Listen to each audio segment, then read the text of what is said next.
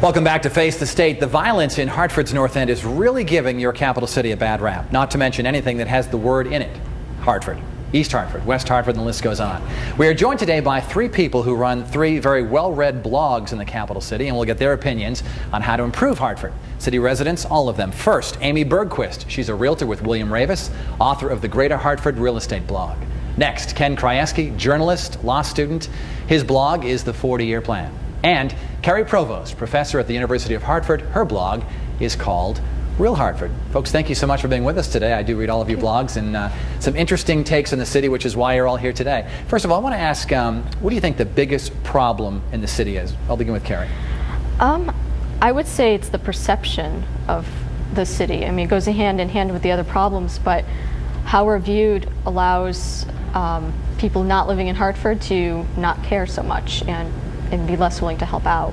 Yeah, it's definitely, it's a good point because all four of us live in the city, and you know, I don't feel like it's a dangerous place as I walk across it, and neither do the three of you. Yet so many people who don't live in the city do think it's very dangerous. Ken?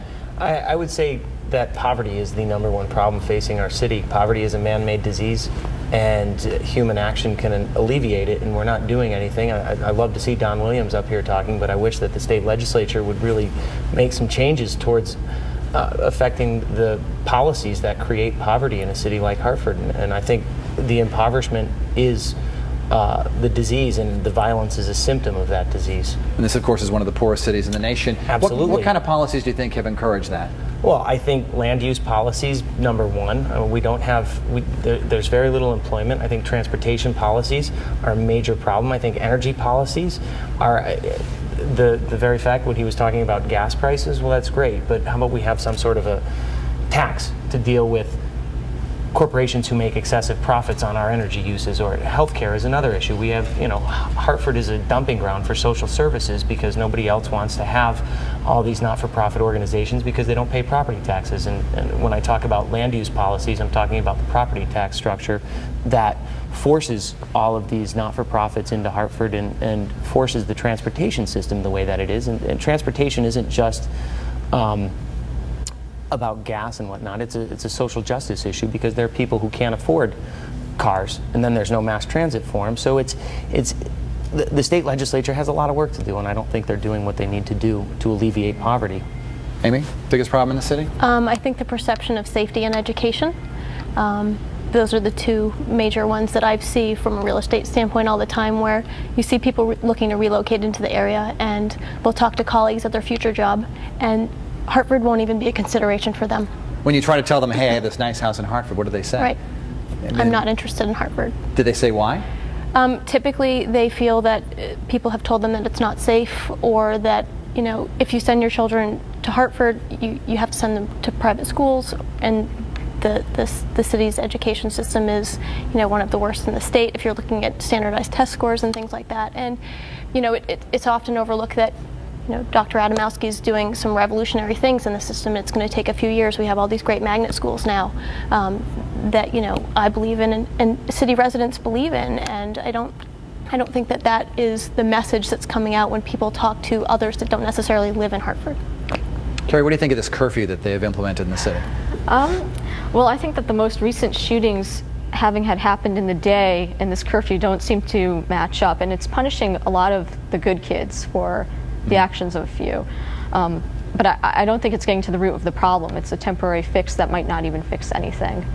What do you think is the root of the problem of all these shootings? A couple of things. I mean, one, we have a culture that celebrates violence on all, you know, we celebrate the war, we celebrate violence on television, I mean, everywhere. So there's that, but also, you know, other things like lack of jobs and lack of things for people to do that's constructive. I mean, there's a ton of factors going in.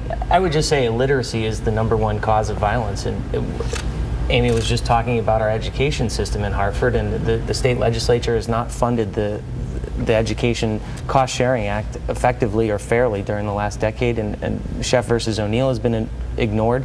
And I think education being the #1 thing that we can do to eliminate violence.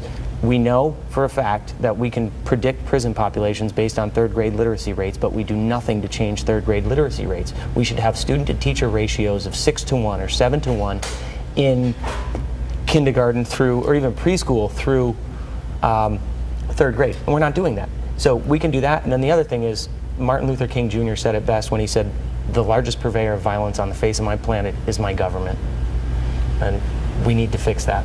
Amy, you know the city well. Is the crime pretty much, limited to certain neighborhoods?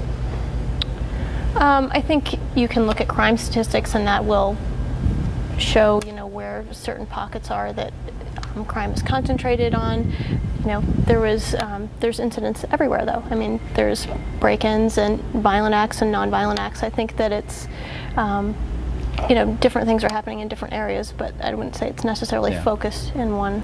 And certainly break-ins aren't just a city problem, they're all over into the suburbs, too. You see West Hartford has recently had a lot of publicity about burglaries. So, Ken, if you were mayor, what would you do? What kind of changes would you make right off the bat? Immediately? Yes. I would change the student-teacher ratio, because we can do all the work we want with high school students, but by the time they've hit high school, it may be too late. We have to start immediately and creating prenatal care and postnatal care for mothers, so that children born into poverty aren't suffering from the disease that's created by the massive disparity of wealth that we're witnessing in our country right now. We're in a second Gilded Age. The disparity between rich and poor is the largest it's been in the last 120 years. And not certain how the mayor of Hartford could affect that situation, but at the same time, we could implement policies educationally and healthcare-wise that create healthcare pooling so that mothers who have babies don't repeat the cycle of poverty, and that we can make sure that children have appropriate health care at an early age. Amy, if you were in charge, what would you do? What kind of things would you change? I think I try to make the city a little bit more inclusive. We see a lot of efforts being focused right now on violence, but then also young professionals if we're looking to bring people into the city. And I think a lot of what's being ignored is kind of the middle class and families, and I think there needs to be a little bit more attention paid to those, because while young professionals are going to bring some enthusiasm and new blood to the city, I think that we need to focus on the people that are here that are already in the neighborhoods. What kind of development would you like to see in Hartford, KERRI, in some of these neighborhoods? I'm not big on development. I think looking into blight issues and dealing with that, look at what we have, how we can reuse existing structures. If things need to be torn down, then so Rehabs. be it. Yeah, rehab. But I don't think we need to be building huge attractions to lure in people. Ken? Well, I think big box number 6 or the convention center it may be selling out all the time or whatnot, but it's a failure as far as developing the neighborhood goes. You can go down my street, which is Laurel Street, and there's 4 houses that are all on the National Register of Historic Places, but they're crumbling and they're blighted. But you go into the suburbs and you see these tract mansions being built. It's like, okay, wait a second. This isn't energy efficient. We're expanding these land use policies, and I absolutely agree with her.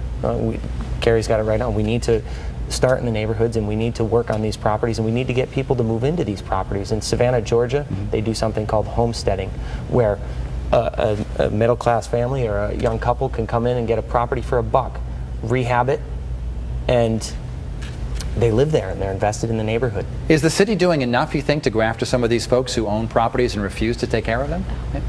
There are a lot of them in the city, and these, many cases that they have New York phone numbers on the rental things and things like that, and the city could go after some of these folks if they wanted to clean up the properties.